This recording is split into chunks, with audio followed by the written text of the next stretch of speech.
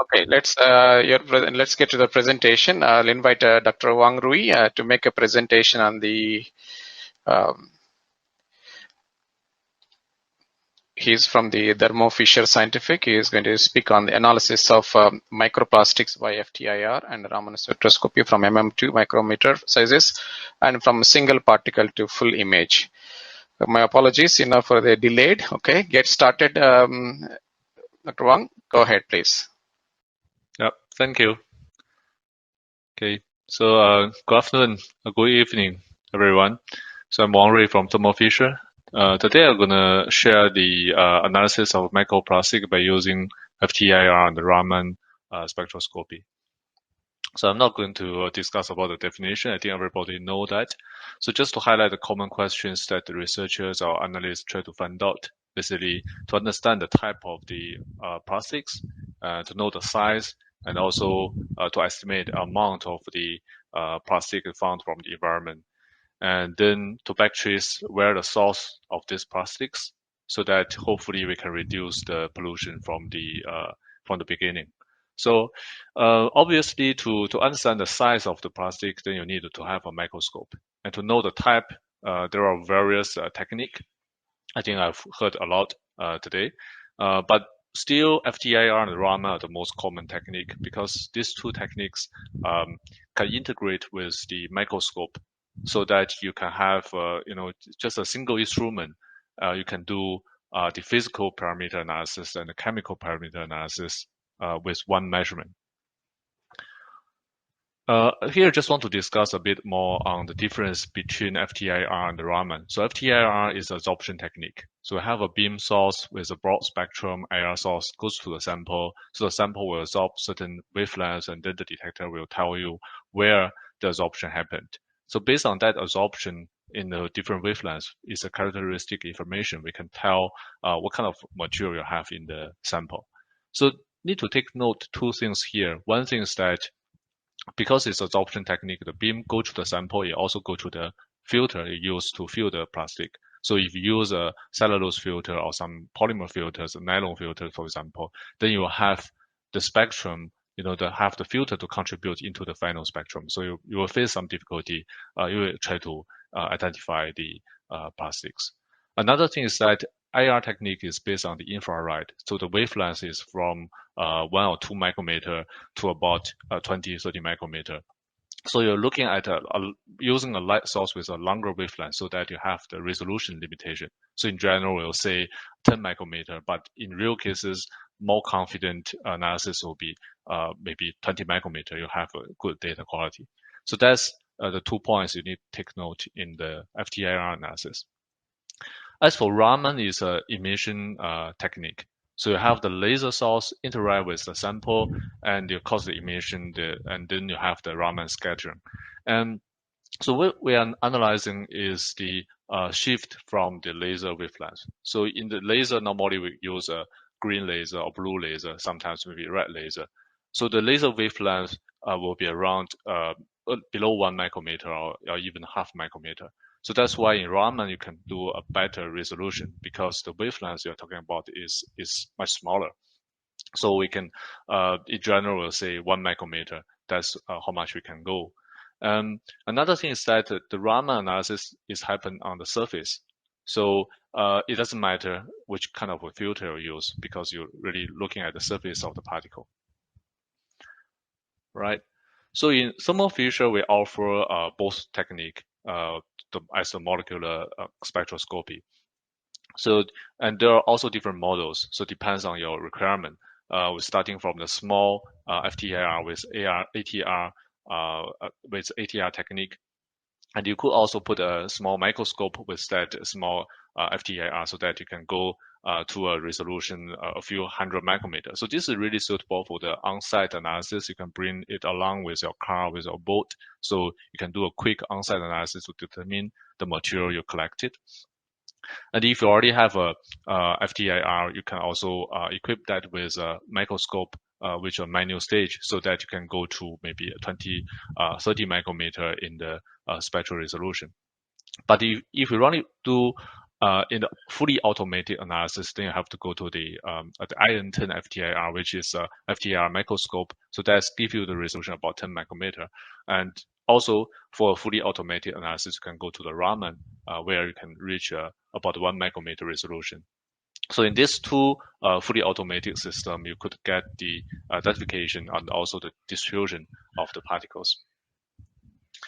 So I will touch a little bit on the Atr analysis in FTIR, which is not really a suitable technique for the automatic microplastic analysis.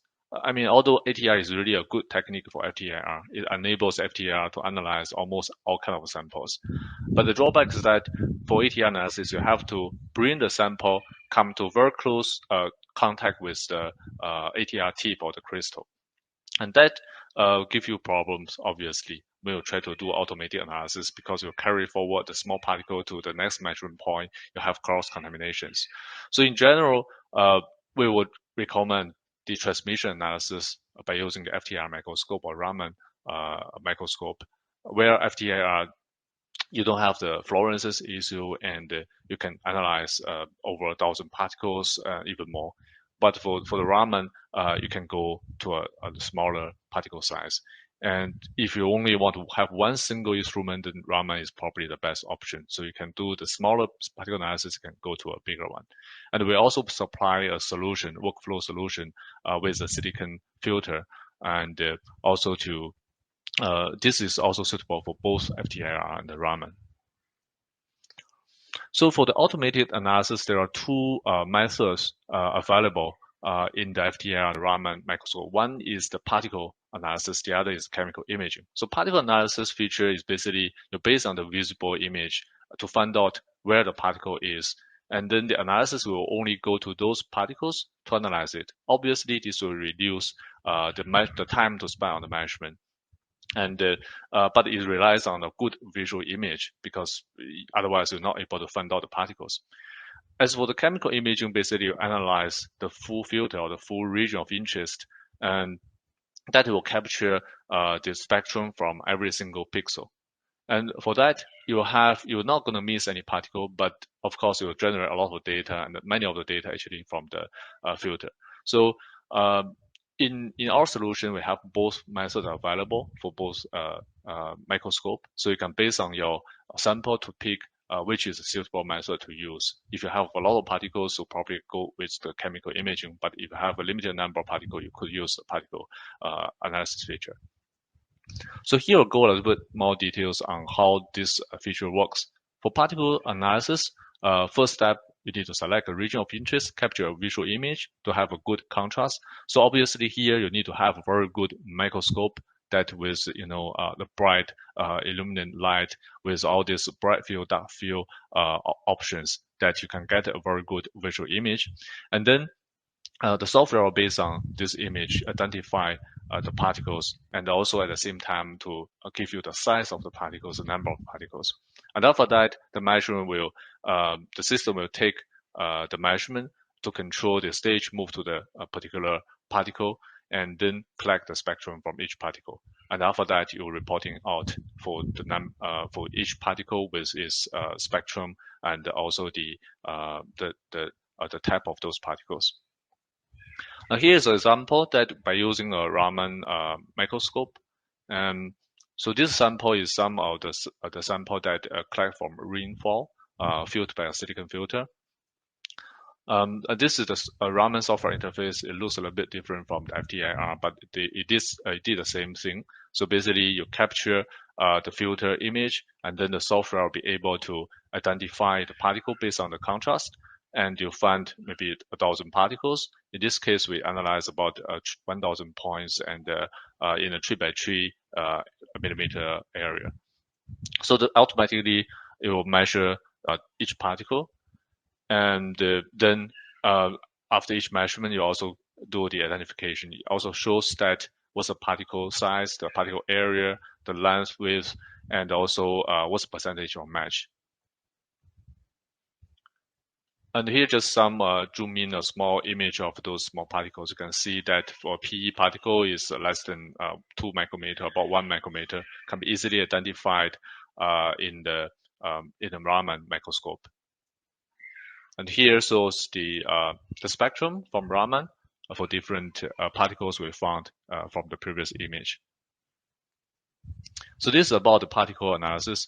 And come to the chemical imaging for both FTIR and the Raman microscope. The first step is also select the region of interest, and then you go to the chemical mapping. So basically that will collect the spectrum from each pixel. So there are different mode of collection, depends on which model you have, which I will cover in the next slide. So after collecting the chemical from each pixel, then we do the search identification, and then we do the reporting afterwards. And here's just an example that of a PE and the PS distribution from a filter that collected by FTIR. And just now I mentioned that there are two modes of chemical imaging, depends on the model of the instrument. So the top one shows that this is a special Raman system coupled with very high speed stage. So basically you get the information in a very short time because the stage moving very fast, you get the information, the full information from top to bottom.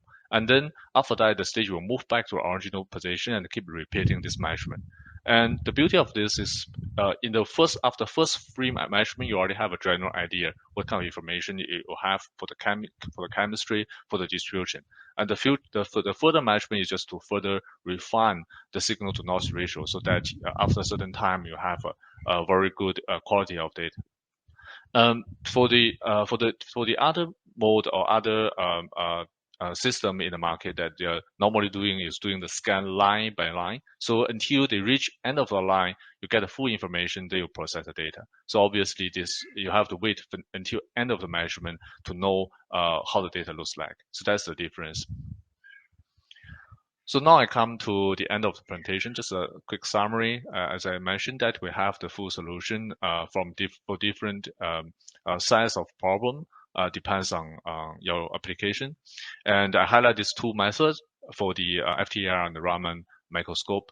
So you could do both the particle analysis and also the chemical imaging in either of the tools, depends on your requirement. So this is the last slide of my presentation. You can visit our booth if you have more questions. Because this is due to time limitation, so I'm not discuss too much on the product features and what we can do. There are a lot of features, of course. So you can visit our booth. We can have a further discussion, or you can visit our website at thermofisher.com/microplastics to have more information there. Thank you. Okay, thank you, Dr. Wang. Guys, if you have any questions on this topic, or if you like to know more about it, so please visit the Thermo Fisher booth. So we have a little bit running behind the schedule. I will let other speaker to come forward to make a presentation. Next speaker, I didn't see the Darren on here. We will schedule him for tomorrow or